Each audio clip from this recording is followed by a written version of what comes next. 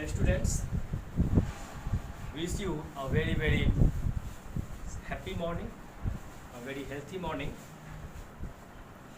Now after a long time, I am here to connect myself through this e-content or through this video to the students of B.A. Part 1 English Honours. Dear students, today I have brought for you a very important poem, a very useful poem, a poem which has the power to change the very wrong thinking of the society, or the modern society. And the poem is Futility, written by Wilfred Owen. Dear friends or dear students, life is very costly. It is very important. Once lost, it can't be regained. Once you die forever. And a dead person can't achieve anything, can't do anything. So life is very precious. It is very costly. It must be preserved. It must not be thrown into the dustbin. And war does all these things. No doubt there might be two concepts or two opinions, you can say, regarding war. The first concept, the first opinion might be like this, that war provides the opportunity for sacrifice. It provides a man the chance or opportunity to sacrifice his life on the altar of one's country, as Mr. Rupert Brooke believes. You might have read his poem, The Soldier. And The Soldier is definitely that variety of poem where the poet believes that war provides the opportunity to serve one's nation, to serve one's country. The second option, the second opinion, the second view regarding the war might be this, that war is nothing but the cynicism of perverted mind. It can't solve any problem. It can't do anything good, because in war life is destroyed. War is nothing but a process of cutting or getting cut. Life is not preserved there. War is nothing but a great savagery, you can say. And Wilfred Owen, who was himself a soldier, like Rupert Brooke, believes in the second opinion, second view, or second concept of life. However, he has started his career in the great tradition of Rupert Brooke. But very soon, the barbarity, the savagery, the death dancing in the battlefield, in the war, changed his mind, changed the very color of his mind, changed the very thinking of his mind. And his heart got filled with the pity of war. He started thinking for the sake of humanity. He started pondering or brooding over the situation, over the necessity of war, over the utility of war, over the use of war, and he thought, what is the utility of war? Why people go for war? Why mischief mongers create war? Because war can't solve any problem.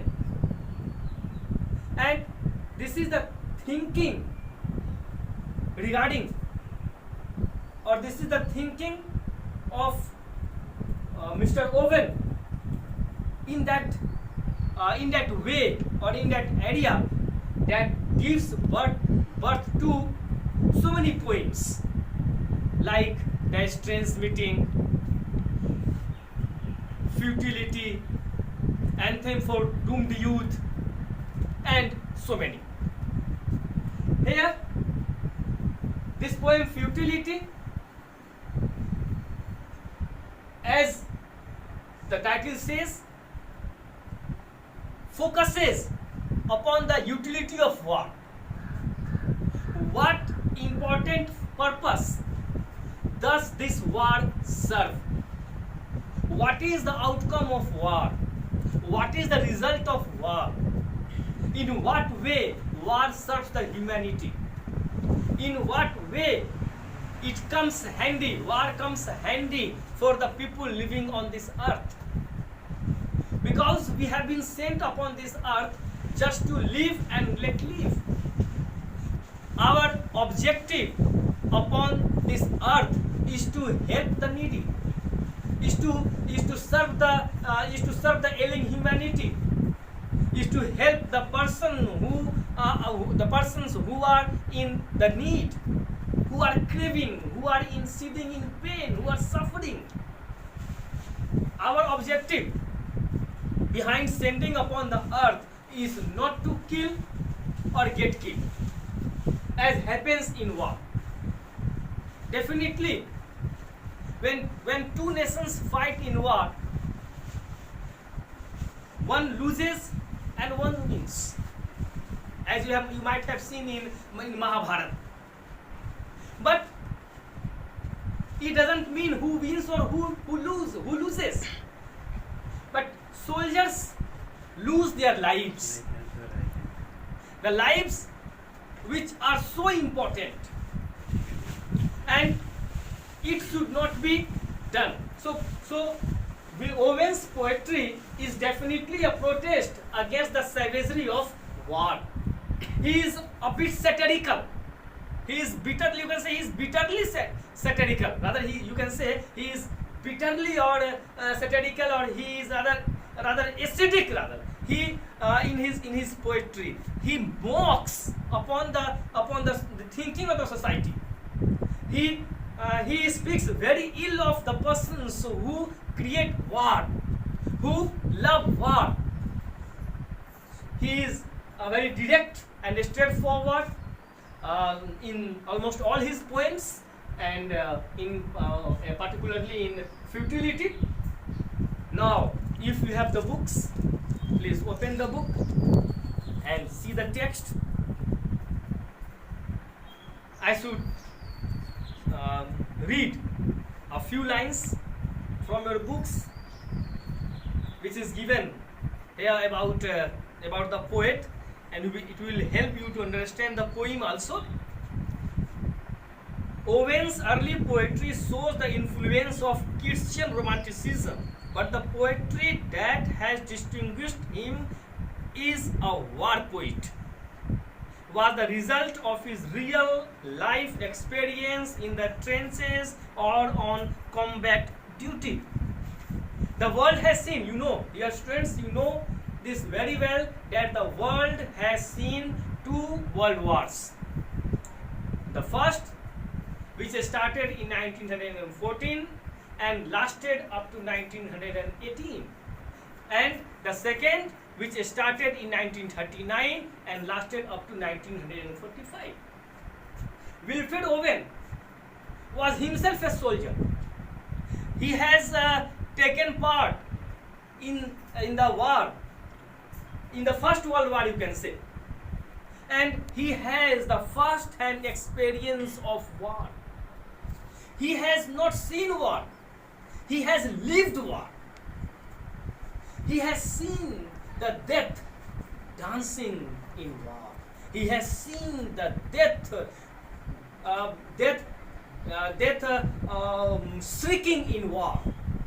So he has a very, very blood-curdling experience of war. Therefore, whatsoever he says in his poems regarding war holds much water, and it leaves an impact upon the readers. It goes directly inside the heart and mind of the readers, because it is his first-hand experience. He has felt war, he has seen war, he has observed war, he has breathed war, you can say. Now, Owen's poetry is also a protest against the savagery of war. That is, Owen believes that war is nothing but barbarity, nothing but savagery, an act of barbarousness. He is bitterly satirical and he speaks directly to his readers. Futility focuses upon the bitterness and anguish felt at the untimely death of a soldier. Untimely death. Of course, no doubt. We have to die. Whosoever is living upon the earth has to die. His death is fixed. Death is certain. One has to die. But if one dies at the fixed time, it's good. It's not so sorrowful. But death should come as it has been scheduled to come. Death should not be created. Death should not be managed. Death should not be invited, sending invitation card, as happens in war, you can say. The young boy's death poses before humanity a large question regarding the significance and worth of human life. The poet raises a very important question upon the humanity. He asks the humanity regarding the utility of war, regarding the advantages of war. When you go through the poem, you will see all these things, how he raises the question, you can say. Owen himself wrote, "Above all, I am not concerned with poetry. My subject is war and the pity of war. The poetry is in the pity." Now come to the text. See the lines. Move him into the sun. The poet is describing the actual war field, you can see, actual war. As I have told you, he was himself a soldier, and he is in the war ground, he is in the battlefield, and something wrong has happened. A young person has been shot dead. One of the soldiers fighting with him against the enemy has died. Death has put her icy hands upon him, and that living identity within a flash has changed into a non-living identity. What a change! What a drastic change! The poet is perplexed. He is bewildered. He does not know what to do. And in that situation, in that high and dry situation, he simply asks his persons, asks his fellow soldiers to move him. See that It is an imperative sentence. The poet is ordering rather, or the poet is asking, move him into the sun. It means this dead body should be kept in the sun. Is the poet a mutton head? Is he a pudding face? मूर्ख है क्या? थोड़ा ही poet गोबर गणेश है. He knows that once dead, nothing can bring the dead person back into life. The poet tries to show the mirror to the society. The poet wants to show the mirror to those who are always behind war, who are the warmongers, who want or who create war for their vested interests. So move him into the sun. Gently its touch awoke him once. At home, whispering of fields unsown. See the beauty of the line. Whispering of fields. खेतों की फुसफुसाहट. Air is passing through the fields, murmuring, whispering something. Whispering of fields unsown fields. Fields जिसमें भी कुछ बोया नहीं गया हो, unsown fields. Always it woke him, even in France. And this war is actually taking place in France. The poet says that the poet fails to understand this change. It is unbelievable to him. He says that that this person who has died, who is shot dead, is habituated to rise with the sun and go to the bed with the setting of the sun. At night he used to go to the bed, and at morning with the rising of the sun he used to rise. So it was his regular routine. It was his routine life. And when he was at his home, he lived such a life. When at present fighting with him against his enemies, he used to do the same, you can say. He used to follow the same routine, you can say. He also rose with the sun and went to the bed with the setting of the sun. So it has his regular feature. It was his daily routine. So move this dead body, move this person, dead one, into the sun until this morning and this snow. But this morning, see the lines, until this morning, आज की सुबह, until this morning, यानी कि अभी तक, आज की सुबह तक, he was following the same routine, rising with the sun and going to the bed with the setting of the sun. But this morning it has not happened.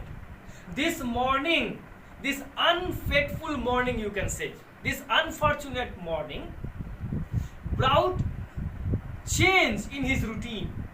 This morning broke his routine, and he is not rising. This snow, see the snow here stands for death. Snow is also cold, you can say, and death is also cold. So this snow, the word snow here stands for death. If anything might rouse him now, the kind old sun will know. Simply, there is no option. No one can bring him back. None can bring him back to life. And the poet simply says that if anything could be done to this dead body, it is into the hands of the sun. Sun might do something. So put this body should be put or must be put into the sun. He says if anything might rouse him now. अगर कुछ कोई भी चीज इसको यहाँ उठा सकती है. However, the poet, I have told you, but the poet is not a bird-brained person. He is not a mutton head. He is not a pudding face. It that he does not know that here the power of Suraj, the power of sun is not going to bring any miracle. The dead person is not going to be brought back into life by the touch of the sun rays.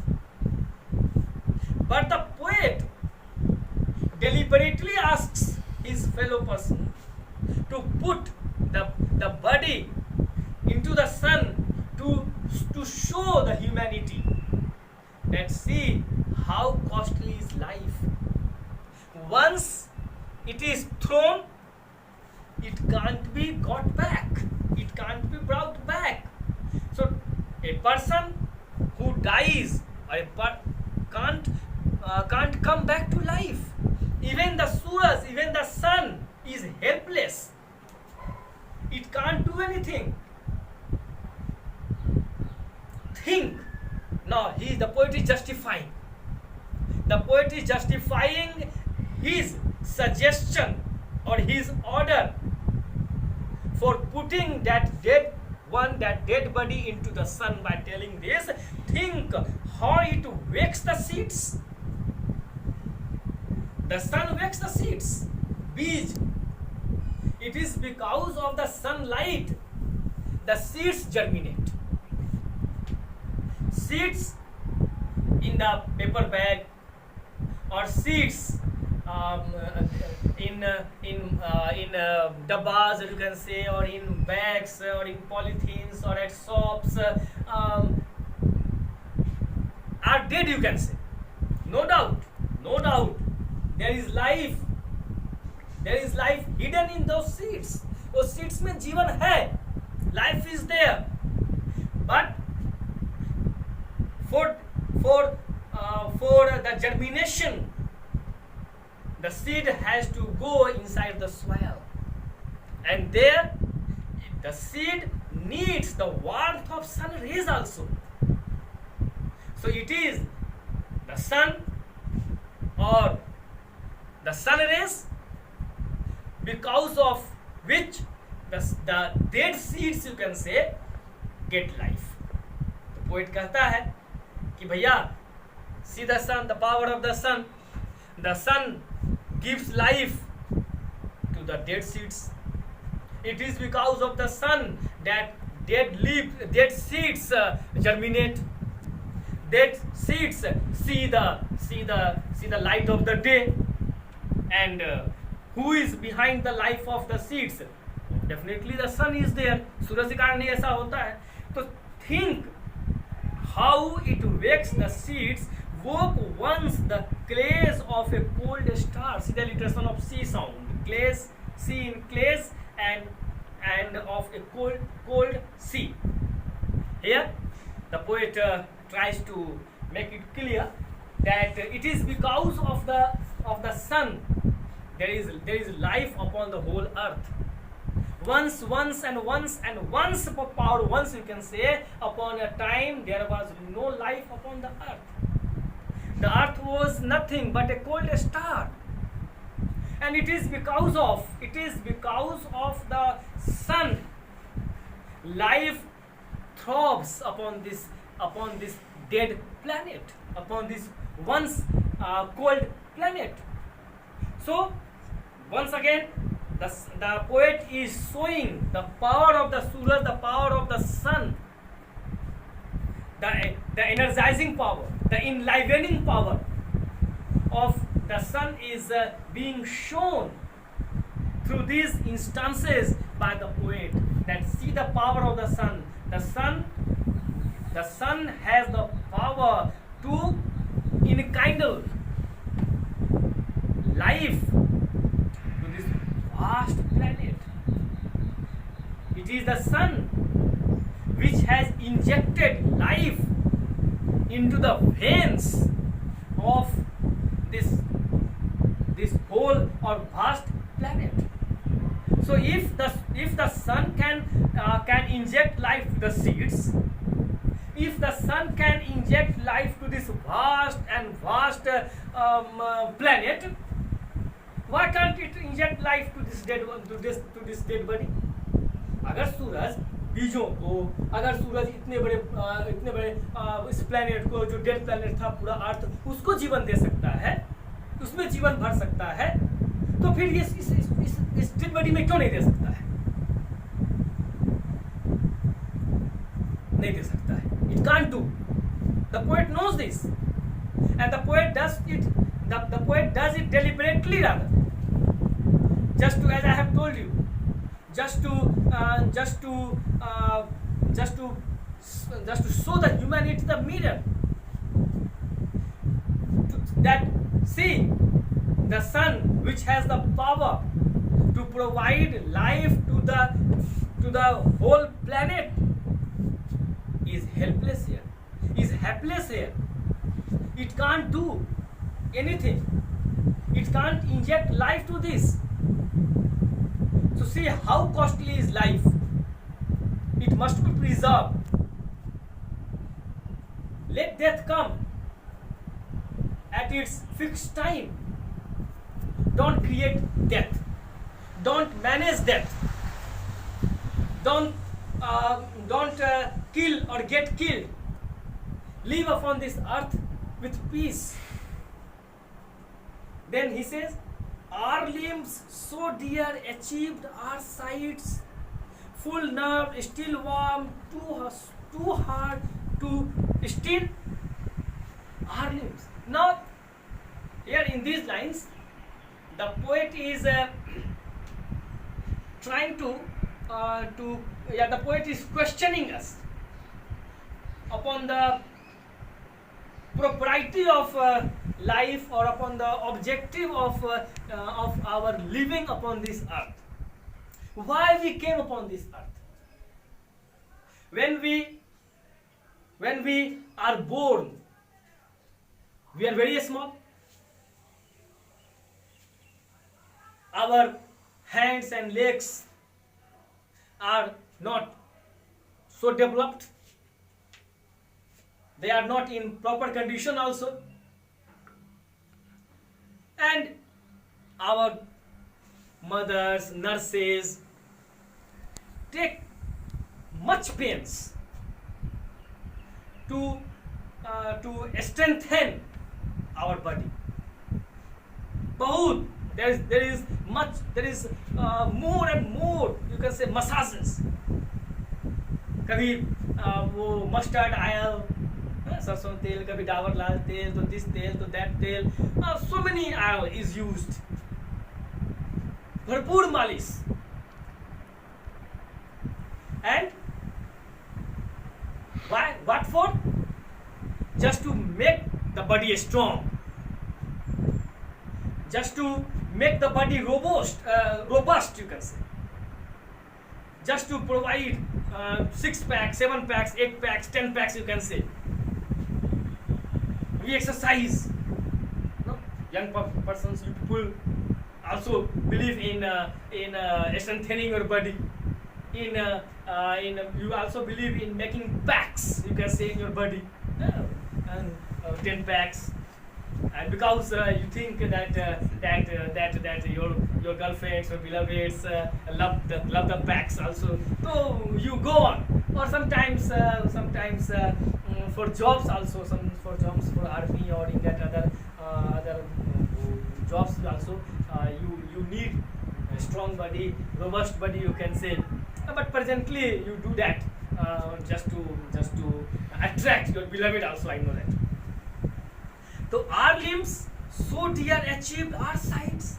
Now suppose that young person who is dead at present, he too has a very robust body, and he was not born with this robust body. Much effort has been done to make that body robust. He has drunk various type of milk, cow's milk, buffalo's milk, goat milk, गाय का दूध, भैंस का दूध, etc. पता नहीं कौन सा दूध, this दूध, that दूध, Horlicks, तो Bournvita, तो this beta, तो that beta, and lots of exercises, lots of care, lots of fostering. And after that, he has got this body. He has got a job. He went to the battlefield and died there. Just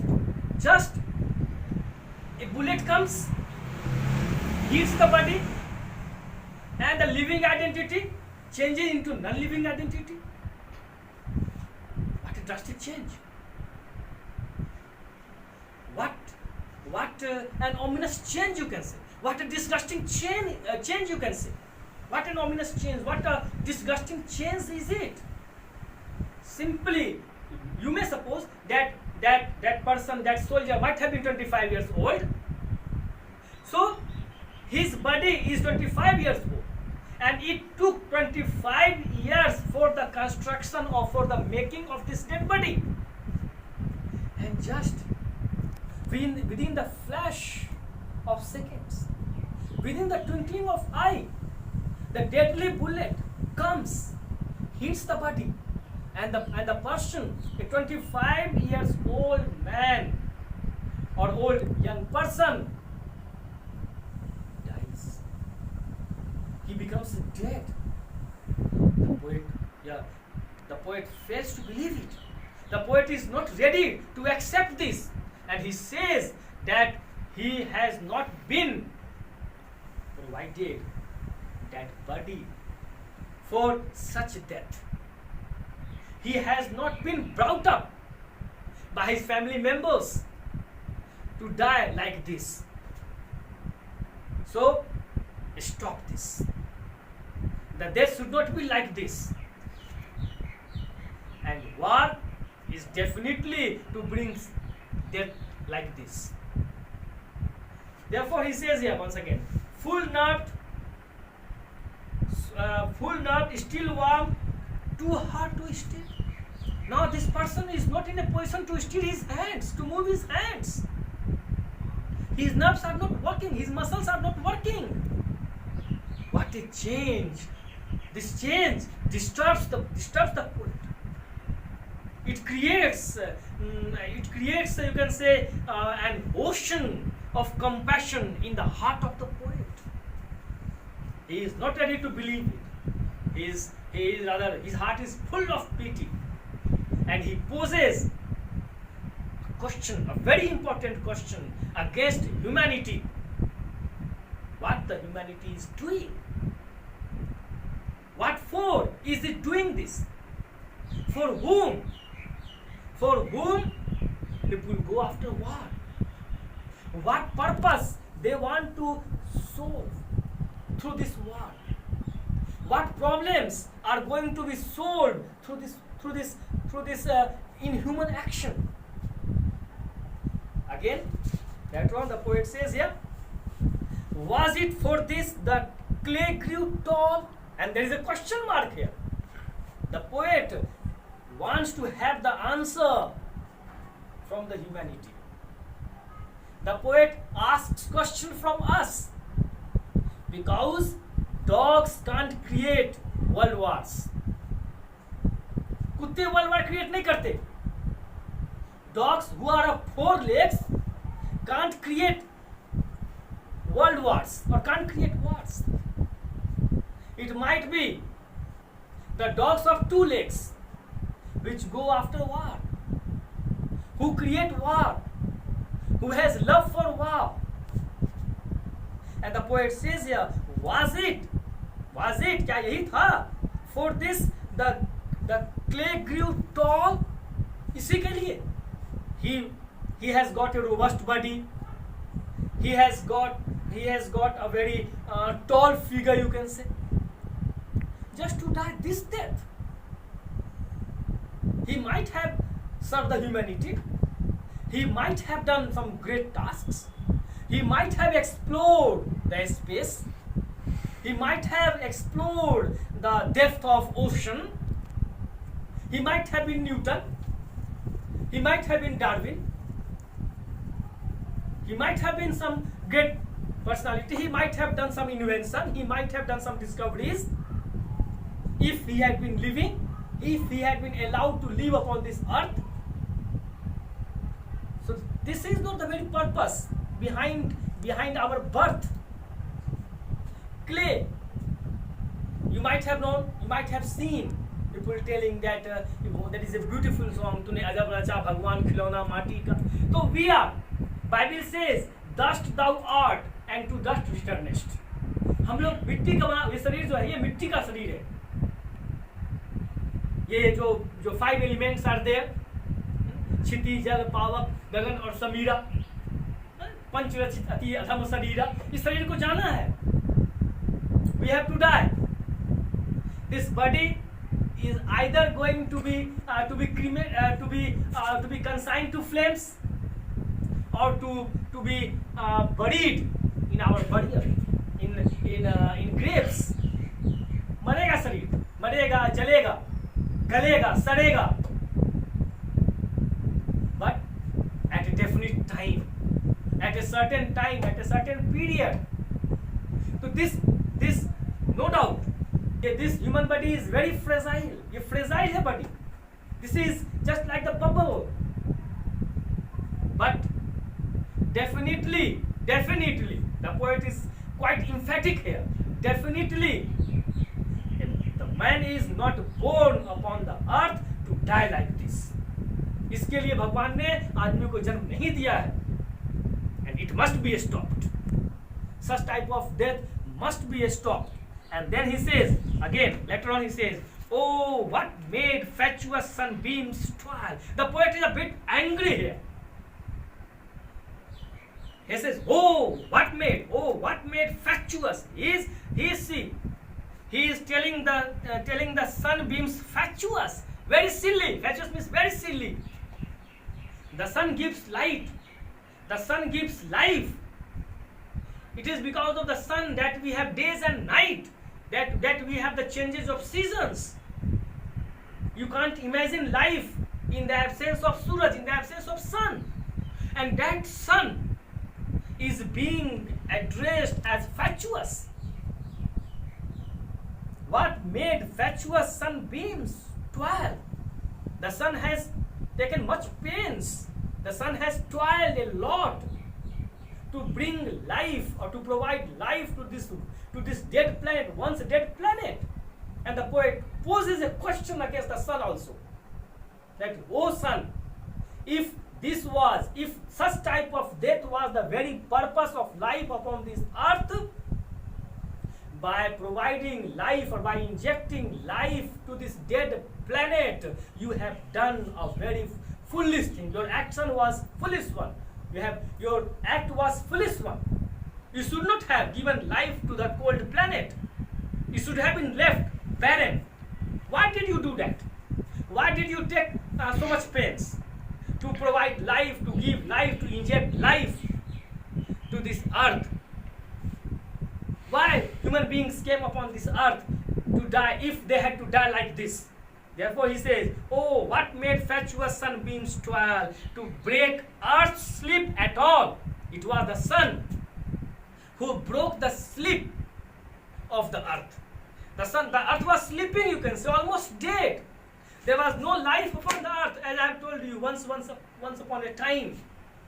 Lakhs and lakhs years ago, there was no life. The earth was completely cold. It was the sun which broke the sleep of the earth.